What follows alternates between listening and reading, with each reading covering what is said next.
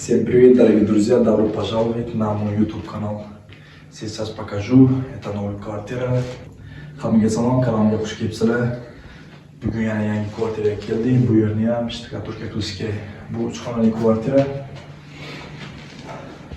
Bu taraf oshxona, bu taraf zal, kattaroq, bu taraf spalni. Bu 3 xonali kvartira.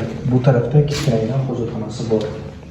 Bu tarafda oldin odamlar yashagan, remont, qilingan remont xazanga yoqmagan, o'shaning uchun bu buzilyapti.